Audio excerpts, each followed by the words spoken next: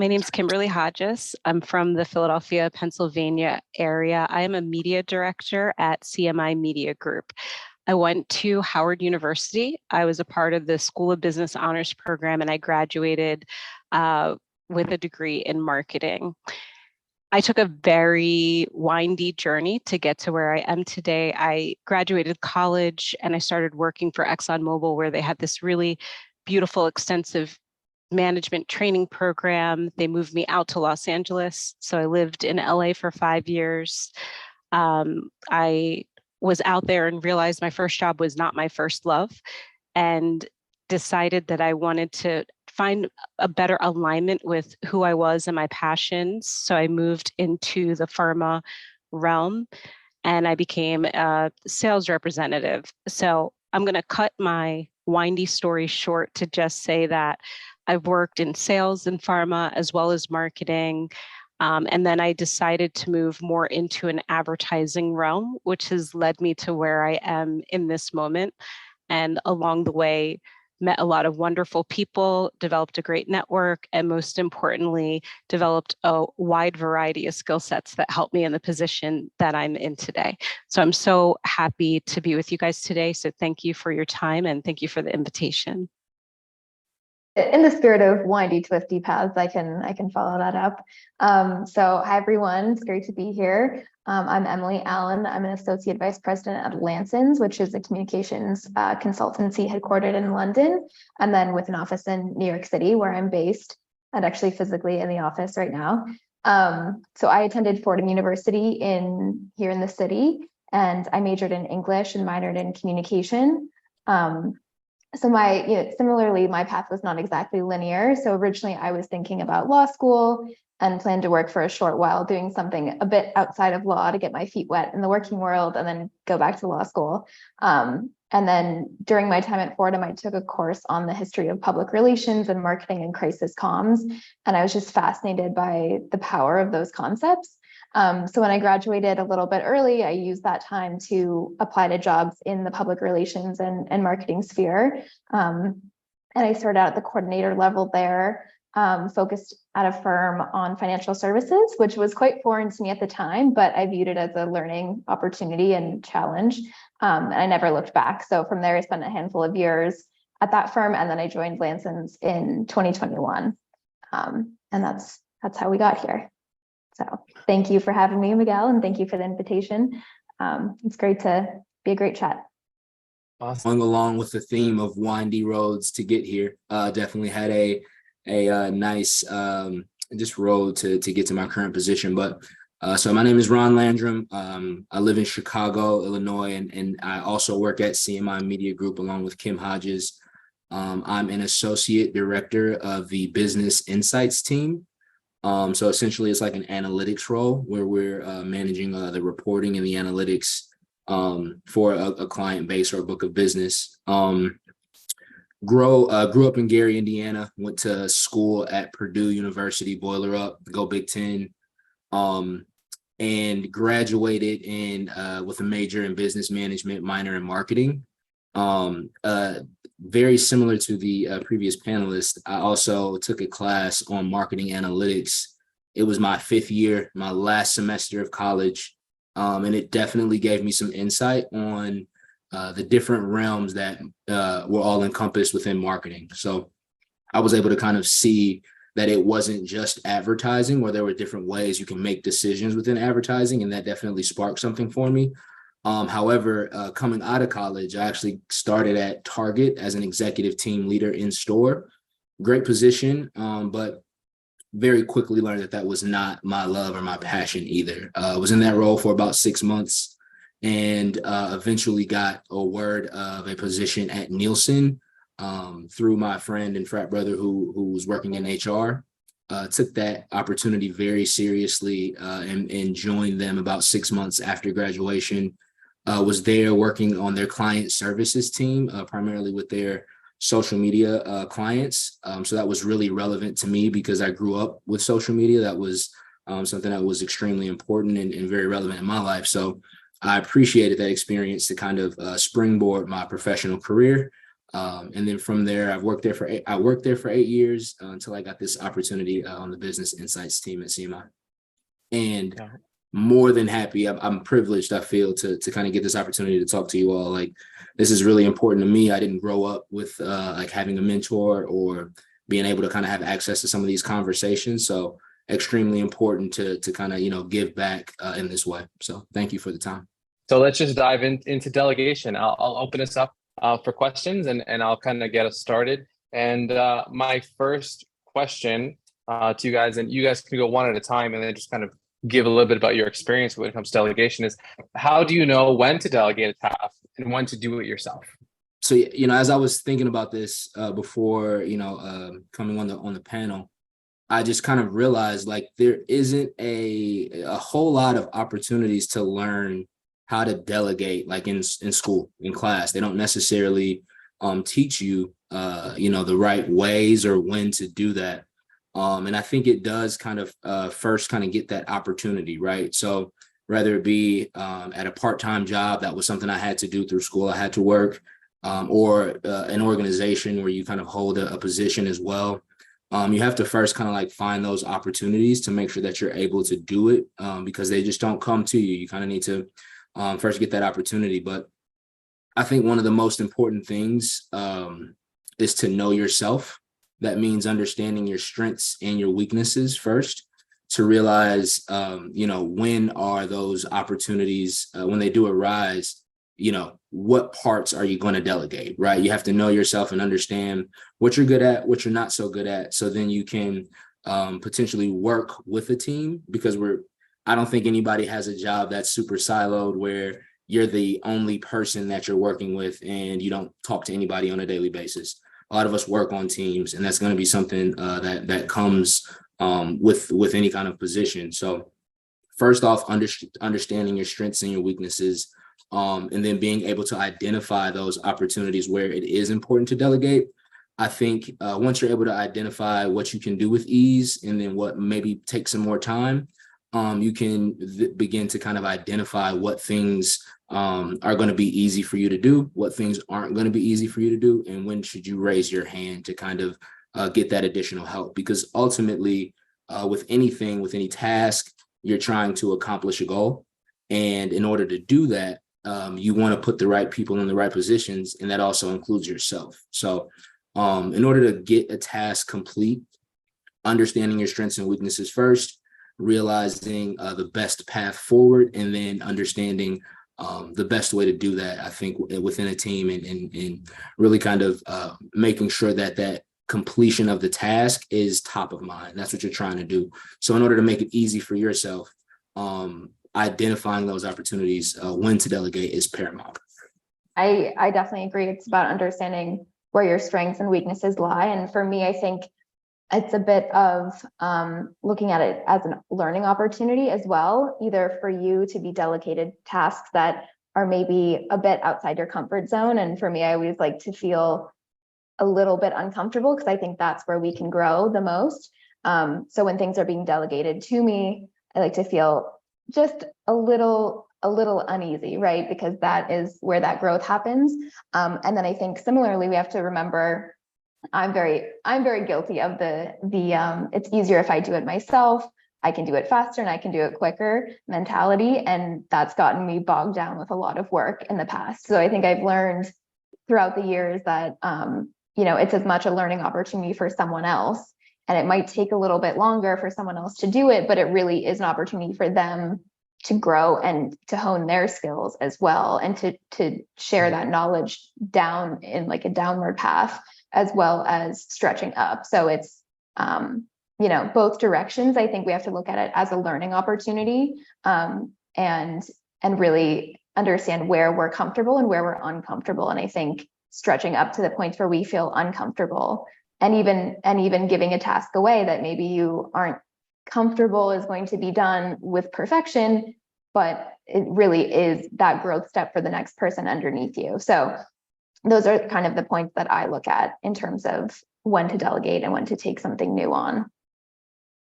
I want to discuss this from the perspective of a quote that I loved from, I think he was the head of the professional development center at college. And he would always say, don't leave the store without your groceries. So when I think of delegation, I think of what is my goal overarching with what I want to get done. And in order for me to get my goal done, what needs to take place? So to Emily's point, I cannot do everything myself working on a team, and Ron's point as well. And even if I can do something in a moment, it doesn't mean it's best for me to do something in that moment. I might benefit from helping to develop one of my direct reports now, so that down the line, we're all achieving our goals, basically. So I like to look at when I should do something myself as when people cannot do it, or let's say there's not enough time for me to wait for them to do it. But if there's the time and the space for training and learning, then I'm always looking to delegate to help others have the opportunity to learn. When people delegate to me, even if it's something that's a stretch goal, to Emily's point as well, I love it, because then that becomes what I like to call a resume build. So whenever you're approaching the work that you're doing from the perspective of your long-term goal, in reference to the quote, that's getting your groceries, you're thinking about, okay, how is receiving this task going to help me? And you're thinking about, how is sharing in work going to help me? So help, and the team as well, not just yourself, for long-term goals. No, I think that's awesome. I love how you all play on each other's answers. And it does have a lot to do with strength. It has a lot to do with learning opportunities. But I did not hear once from anyone that it was, I delegate when I don't want to do the task. When it's just something that I don't want to do. And I think that we can all agree that that might be the worst practice. I don't feel like doing this, so I'm going to give it to someone else, but this is a learning opportunity, or maybe this is someone else's strength. So I think that's a good way to use delegation. Now I want to open it up to some of our fellows and students and interns that have joined us. I know Zoe has already put something in the chat, so I'm just going to read that off, and then you all can just answer as you see fit. The question is, do you find that delegation and collaboration frequently overlap in the workplace? So I guess the question is, what is the difference? Is there a difference between delegation and collaboration? Do they overlap? Yeah, I'll start here. They definitely overlap. They are not always the same. Sometimes delegation is you telling someone else what you need them to do, usually asking in a very nice, kind way. Collaboration might be where you're working with a team member, maybe you're having shared meetings, maybe your communication might be a little bit more frequent. When I think of delegation, I'm thinking there's more of a siloed work practice. And when I think of collaboration, it's the joining of minds and sharing creativity or coming up with ideas, problem solving to get work done. So there's definitely an intersection, and it definitely does overlap, and both are extremely important in today's world. Absolutely, Kim. And the way I kind of think about it, like collaboration would be an umbrella, and then delegation would be under the umbrella of collaboration, right? Because when you collaborate with somebody, you all are working together to complete a goal. And maybe that does involve delegation because of the things that we talked about. If there's a development opportunity for yourself or for a teammate, that's where that delegation can kind of come into play. But when you're collaborating, like we work cross-functionally every day, like just throughout the balance of the day, I probably worked with about 9 to 12 different people. Every collaboration opportunity, though, does not necessarily call for delegation, but it is under that umbrella. And when it does, of course, like that's, you know, the things that you want to identify. Is there a development opportunity there for yourself or for your team? Or from a time perspective, like ultimately you're trying to reach that goal and you want to collaborate with others to do that. And sometimes that does involve delegation, and sometimes that may just involve you doing the work yourself as well. I would just add to that delegation and collaboration, they don't always look the same day to day, right? So sometimes you have a collaborative effort and you do need to delegate work to even your, you know, we've talked about direct reports up and down, but I think sometimes it's also a matter of delegating to your peers as well. And in terms of collaboration, you might just have a lot on your plate at the moment and you need to delegate to people who are your direct peers as well. And that might look different day to day, but part of the collaborative effort, I think, as a team is understanding who has more capacity to take things on at every level. So I think that's another way I think about it as well, is it could be different day to day. And, I'm always one to volunteer to take on work for my colleagues as well, because I think that just adds to the collaborative spirit to be on the other side of delegation, even if it's, again, maybe it's just something they don't want to do, like your point, Miguel. But it's always important to have that team spirit. One more thing, if you don't mind. I think if delegation can feel like collaboration, then that's the ultimate goal. So if somebody feels as though you're not just passing them off work, but they're as a part of the team, they're happy to pitch in how they can, then you're working in a really nice environment synergistically. So being mindful of the way that you're communicating and doing it in a way that it feels more like we're working together than somebody receiving a task, I think can be very helpful. So I love the play of kind of analyzing those two words within that question. Yeah, no, that's awesome. And that was a great question, Zoe. Thank you. And Ron, I see you put in delegating upwards to your manager can also be an important thing as well. Can you talk a little bit more about that? Absolutely. Even just today, you have a task list that you're trying to get through on any daily basis. And again, achieving your goals and getting those tasks complete are ultimately everybody on that team's goal. That's not just yours, that's your direct reports, as we kind of all alluded to, but also your higher up and your manager as well. Just today, my manager reminded me to make sure that in order to reach our goals, if I even have to delegate upwards to him or her, that's also something to keep in mind, because ultimately the completing the task in a timely fashion is the goal. When you're on a team, that may look like, again, you managing upwards. That's a skill that I definitely did not learn until getting some years of experience under my belt. But once you're able to identify those points in which, like almost like inflection points, like if we want to get this thing done, we want to get this done in a timely fashion, we want to achieve our goal, what do we need to do to get that done? And if that looks like tapping your manager on the shoulder as well, saying, hey, I actually can't get this part complete, you have to have that foresight. And again, that comes with experience, but not being afraid to also manage upwards. Again, a skill that I didn't learn until a little bit later in my career, but can be very helpful in achieving goals as well. That's awesome. Thank you, Ron. And I see Kaylin put in a question as well. Can you speak to the skill of delegating upwards? How do you approach that? And generally, any good tips on building good rapport and trust with folks around you? I think this is a great question too, and it's digging a little bit more into what you just said, because especially with the younger students that may be going into internships or entry-level positions, may feel extremely uncomfortable to say that I can't do this, or this might not get done in a timely fashion. How do you broach that? How do you ask for help with someone who you feel like may be expecting you to do it all? How do you kind of broach that topic? I can kick it off. So I would think, so for me, I think of it in two parts. One is asking good questions, and the other is showing initiative. So I think volunteering for tasks and showing that proactivity, I think really goes a long way in building that team spirit and instilling that trust from your colleagues that you really want to do a good job and you really are enthusiastic about the role and whatever task you're doing at the moment. And then asking questions along the way. I think one thing that I learned was to always come prepared and come with ideas. So I might not know how to approach something, or I might be really lost with it.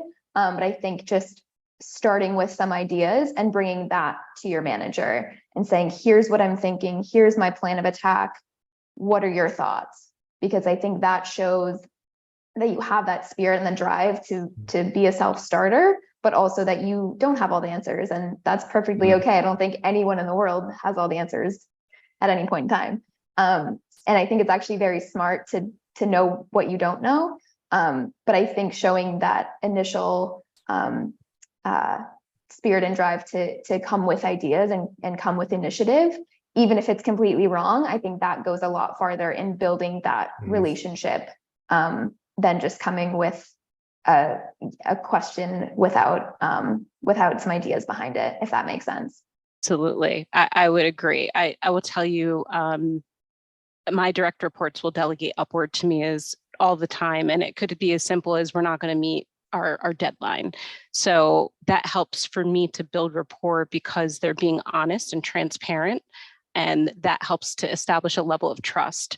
So if, to Emily's point, coming with solutions is always wonderful, but especially when you're first starting, the expectation should be a level of not knowing and a level of training, and you proactively communicating what you need in order for you to get yourself to a space to be able to accomplish a task. I want to, at least I find that to be fair as well. And I want to encourage you guys to do that. So always approaching with respect and kindness, and just the transparency of, here's what I tried, here is the challenge that I'm having, and maybe a question of how would you suggest that I approach this? Could you help me? Or raising your hand in that way. And through that level of transparency, that can really help to build rapport, especially when you take in and integrate Emily's thought process of having come prepared, showing that you've thought things out and now you're seeking help. And I think you'll find that people love helping other people. So you'll build good relationships by raising your hand and asking questions and reaching out and just doing it from a place of kindness. Definitely. I just wanted to add one quick thing, Kim. I think you touched on it, and I think we all kind of spoke towards it, but at the inception of all of this, or at the start of it, it means that you kind of have to be okay with being vulnerable. You have to be realistic, and we talked about being self-aware already, but you have to be willing to be vulnerable in those instances where you may not have the answer, where you may not know what to do, or even if you think that it's, again, you don't think it's gonna, from a time perspective, that you're gonna have enough time to finish a task. You have to be vulnerable enough and be comfortable with that.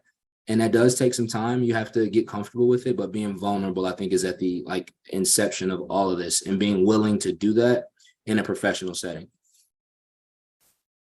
I completely agree. I would also add to that, I think an important thing when you're starting out, and it's a strange concept to learn and it feels strange sometimes, but is to over communicate with your team, to over communicate what you're doing, what you're working on, where those challenges are. To Ron's point, having those vulnerable moments, but just keeping everyone in the loop and really over communicating. I think it feels uncomfortable, but it really pays dividends in terms of the trust that you're building with your teammates, I'd say. I actually have a question. So I know that the theme is, that delegation has been successful once the project has been completed in time. But what are some other ways that that delegation has been successful? For example, do you ask for feedback from the other team members to see how the tasks were delegated, if it was if they had the resources to do it, or some other ways that that shows delegation has been successful? Yeah, I think that's a great question. I think I forgot who mentioned it, but understanding and maybe speaking to the why behind the delegation, right? So that's kind of important, because once you do delegate that, you do want to see a result, right? You want to get some feedback in some way, shape, or form. So depending on the reason why you delegated in the first place, I think you want to identify that why. And a big thing for me when it comes to delegation is around development. So not having somebody who necessarily took stake in my career and my growth when I first started out, it put a chip on my shoulder, I guess, in a way, to make sure that development was something that I continue to keep my eye on. So one way to kind of measure the success of delegation is the development or growth of the direct report. or potentially that relationship that you have with your manager, understanding that the more that you are able to be vulnerable and delegate upwards to them, that does build that rapport. That does kind of allow them to count on you when you are able to kind of identify when things aren't going good or when, you might need some additional help. And again, from a direct report standpoint, I think that seeing their development is ultimately like successful delegation. Love to add to that how you make people feel. So if we get the job done, but everybody hated the experience, to me, that's not necessarily successful, because ultimately we want to have long-term relationships. So if we're able to delegate, Elaine, in a way that people feel good about helping you out and feel good about the task at hand, they know exactly what needs to get done. So there's a clear communication. They have enough time to get it done, to your point of resources. And the way you can easily navigate that, because I've had to do a lot of delegation cross-laterally across teams in an account management or project management position, where the success of my job, and I'm client facing, so when things go wrong, I get the fun of it, means that it's dependent upon other cross-functional teams doing what they need to do. So my approach to them is always going to be conversational. It's always going to be question. Do you have time for? What are your thoughts on? Here's my problem. Do you have solutions? How can you help? Would you be able to? And less of a tone that feels authoritative, because especially when you're either trying to delegate up, we wouldn't necessarily want to be authoritative, or if you're trying to delegate across teams, that's not necessarily an appropriate time for you to have an authoritative tone either.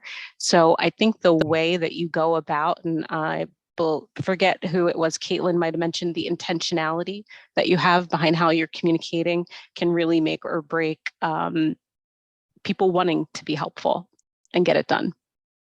I have another question, but is it always a good idea to delegate the same tasks to the same people? Because we do want to ensure that everybody has a chance to grow, but when do you, or what point do you value? Do you value the project being completed more, or do you value everybody's ability to gain more skills and all that?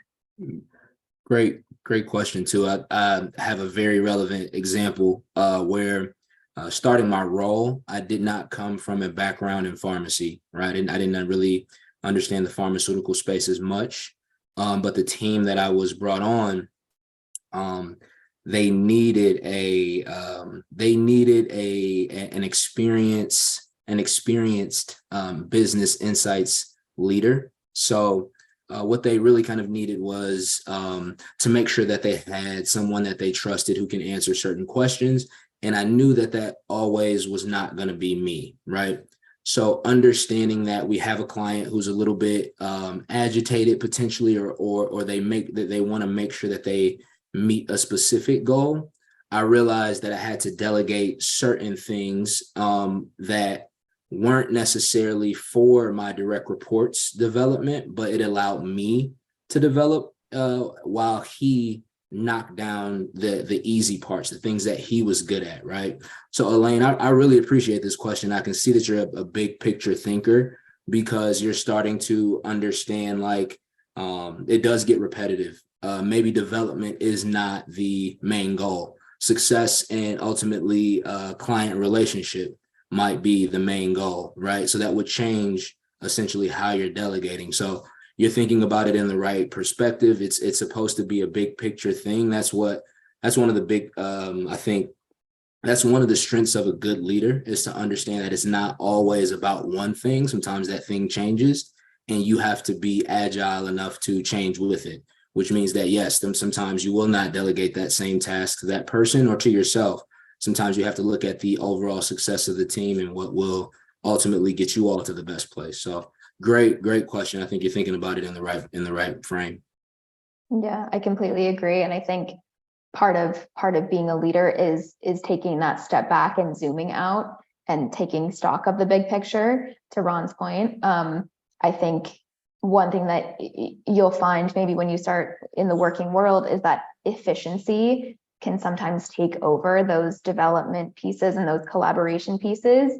And it's all about the deadlines and the deliverables and things like that. And I think it's really, really special that you even have that view on things now, because when you're able to take that step back, that's where you actually can really invest time and energy into people, into growth and development in a way that I think the pressure will always be efficiency and speed. And I think pushing back against that with some of those views on where are people actually benefiting, where do they have ownership, where are they growing, and how am I helping be a part of that, and where am I growing? I think that's a really important view. So definitely don't lose that. And there will be that efficiency pressure always, but I think it's a really, really valuable perspective to maintain throughout your whole career. And I think something that maybe hasn't been touched on yet is the concept of delegation has to live within the concept of a swim lane, meaning you know what your job responsibility is versus what someone else's job responsibility is. So if we are delegating, laterally, you could be working with a team, leading a team, you're on a project, and someone needs to step up and set the timeline milestones and remind the kid who never remembers what they need to do that they need to do it and send that email. And in that moment, you're delegating and you're taking that leadership position. It could be, again, there's going to be applications in life where I'm sure you're delegating. But when you know what your role is, you understand what's appropriate for you to delegate to who and when as well. And when you're looking at the big picture, to Ron's point as well, sometimes I will have some of my direct reports handle client communications because I'm developing their ability to do that, because ultimately I can't handle every communication. So in the background, there's the opportunity for different team members to try different things in order to help them bridge some gaps that they have, because at the end of the day, our team is as strong as our team is, essentially. So building everyone and giving everyone opportunities is important. Knowing what your role is specifically, and then what you need to do in order to get a promotion into the next role. That's another space where we're thinking about who we're going to choose to do what and when as well. So I think really rooting in what is your responsibility, what are other people's responsibilities, and then where are the intersections of overlap is important as well. And thank you, Elaine, for that question. But to Kim's point, when we're talking about scope, I kind of want to shift the conversation a little bit more into maybe the darker sides of delegation or the bad sides of delegation, and kind of your experiences with that and how to navigate that space. And so I guess my question is, have you ever had an experience where either a colleague or someone who's maybe not your direct report tries to delegate a task to you that maybe they shouldn't have, that's not in your scope of work? What did you do? How did you navigate that? So for me, I think that roles and responsibilities piece is really, really key. So understanding what on paper in a list format or Word format, what are the responsibilities that I own that other people do not own? What is my role on paper? And I think it's really important when you're starting out to have that in front of you, because it acts as a guide and a map for all that you're doing. Because it'll also tell you what is not in your role and in your scope, right? So I think, when someone is trying to delegate something to you that is very much outside of what your responsibilities are, it's important to know that. And I think that's where managing up comes into play, where you want to flag that to your manager, you want to flag that to people that you are working with, that maybe you want to take it on and volunteer for it, but making it clear that it's actually outside your scope in the first instance. And maybe you can help this time, but setting that precedent, I think, is really important so that it doesn't continue happening. So having really clear boundaries, and again, that over communication piece, and just being really clear about it. And it feels uncomfortable in the moment, it can, but I think starting out on that foot and starting out being really clear about what is your responsibility and what is not, I think it really will serve you in the long run. Absolutely. And Also in the spirit of being vulnerable, right? I think you don't just get out of school and become a leader, right? You have to learn, you have to grow, and in the spirit of being vulnerable, if you all are like me, right? You may not always appreciate somebody just telling you what to do. I think we've all been at a place where like you have a full list, and that one additional thing is actually something you think might take you over, right? So for me, I think the biggest lesson that I had to learn was to get out of my feelings in certain times, because ultimately, again, my success is most important to me, and that's, I got to be the champion for that.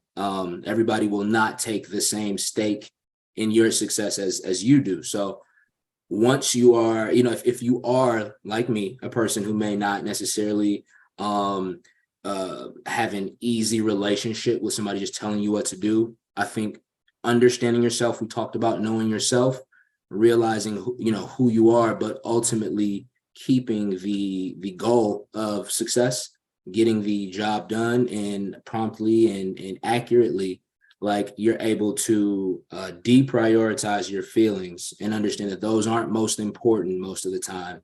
And then the ultimate success and putting that at the forefront. So again, that definitely was part of my maturation as becoming a leader. I had to get out of my feelings and identify those instances where my feelings might be going overboard. And I think that's big for every professional. And if you want to be in corporate America versus even an entrepreneur, you have to realize when your feelings don't matter as much as the ultimate goal. I love what both Emily and Ron said. Emily specifically to the point of knowing what your role and responsibility is. One way to handle being delegated to in a way that is not opportune for you and probably not opportune for the overarching team or your long-term goal will be to identify what is your role and responsibility. Go to your manager and say, here's what I have on my plate. X, Y, and Z has asked me to add this. Help me understand where you'd like me to prioritize here, because I don't think I'll be able to get everything done.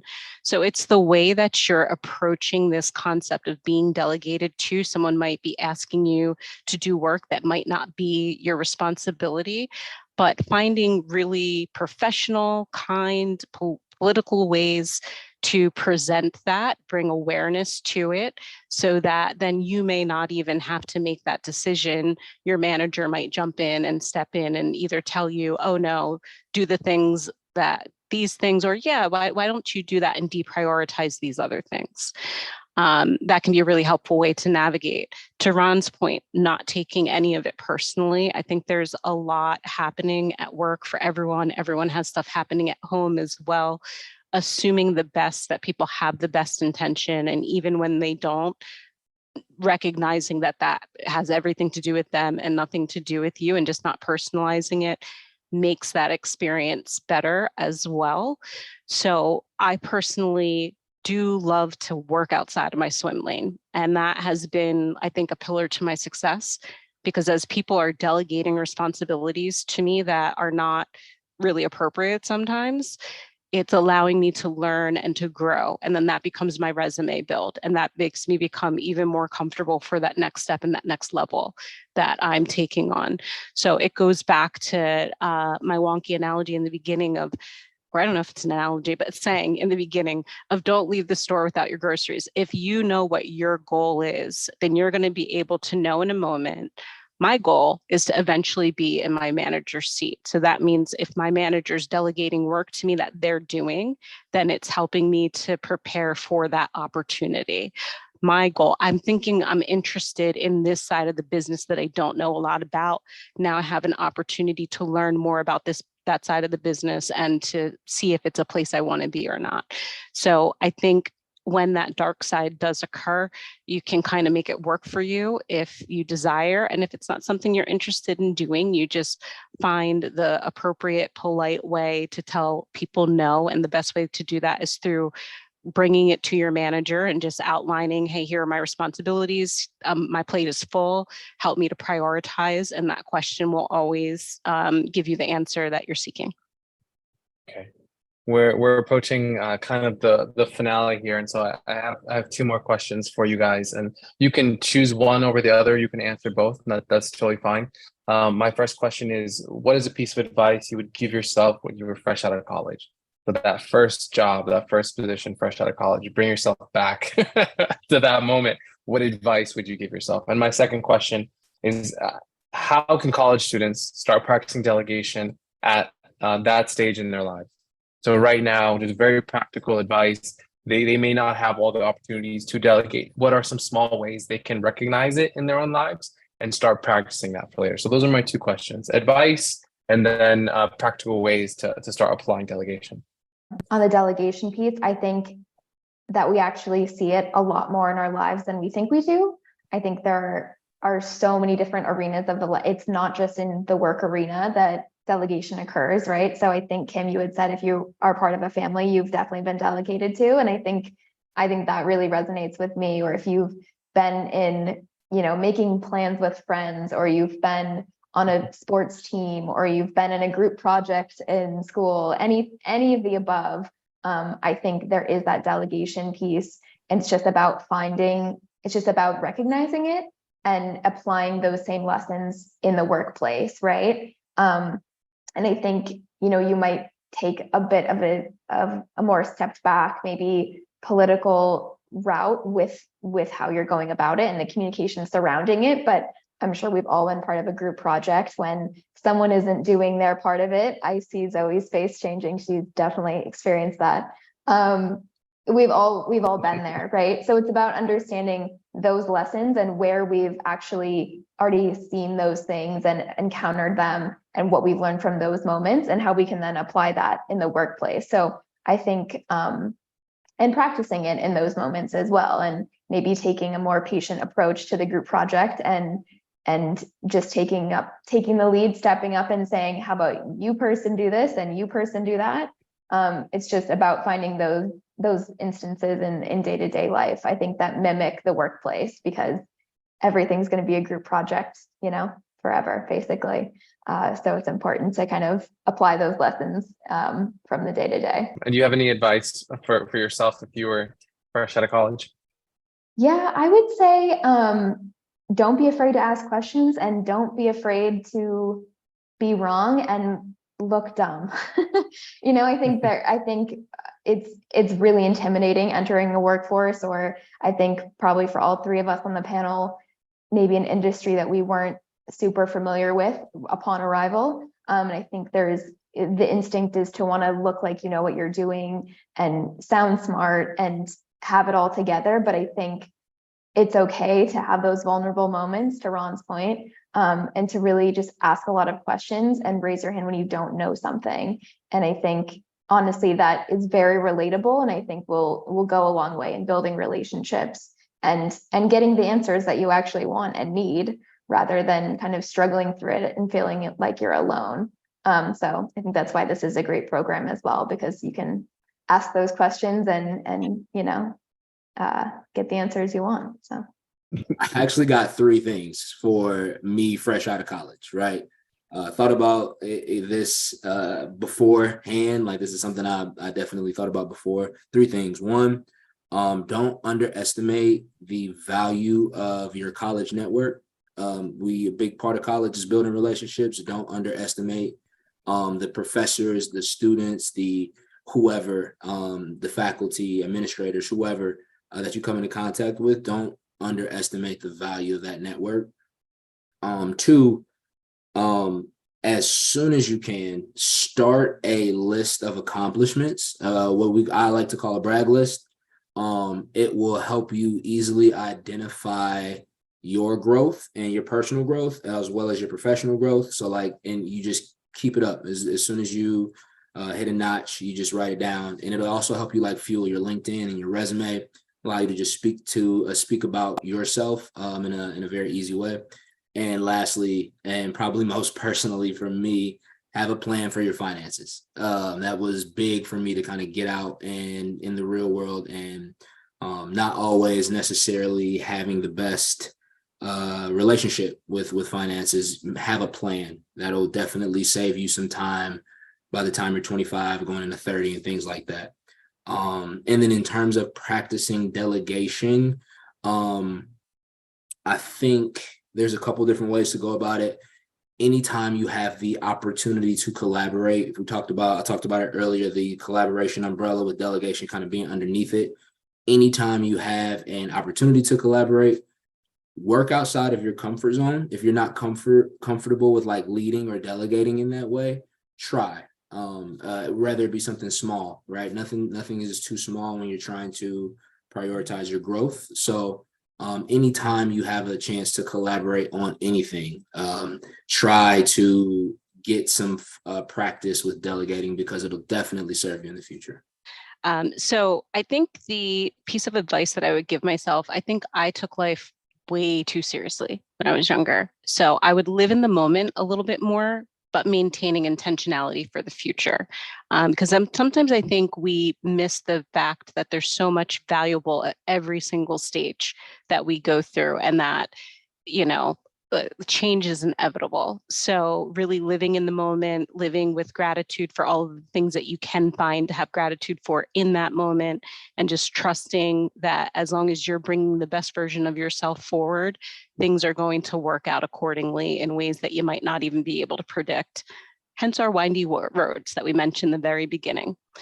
And then if you're a college student and you're trying to figure out how to practice the art of delegation, I'm sure there are books on it, but I would really think about, one, finding where you already are doing it, because I do believe everybody is, to Emily's point. Two, identify people that you see do it really well. There are some people that everyone just loves to help. They love to say yes to. Look to see what they're doing and see what you can identify within yourself to bring forth and emulate those characteristics as you're communicating with people and as you're asking them to do new things. And if you're not a part of a team and you're not a leader within, a group or something along those lines, I would proactively seek out opportunities to volunteer, to just practice and fill in any gaps that you may feel uncomfortable about, so that you can really build that confidence, so that when you walk into the workforce, you already have some practice and a level of confidence in your delivery behind how you're communicating and delegating in the future. Awesome. Kim, Emily, Ron, you have dropped so much gold in the past hour. I feel like I've learned just so much, and I'm going to have to rewatch this video. There's so many points where I was just like, yes, like that's such good advice, like, even for my stage in my career. And just even what you just said, just identifying the people that do it really, really well, and then learn from them, glean from them. So I think that's, even now, still really, really great advice. So thank you three for coming in, for spending time with us, for giving back in this way. Thank you for everyone in the audience that came. Hopefully you've gotten as much out of it as I know that I have. And again, thank you. So for the rest of you, enjoy your week. And thanks for coming. Thanks for having us. Absolutely. Thank you so Anytime. much. Thank Great you. speaking with you all. Take care. Bye-bye. Bye, everyone.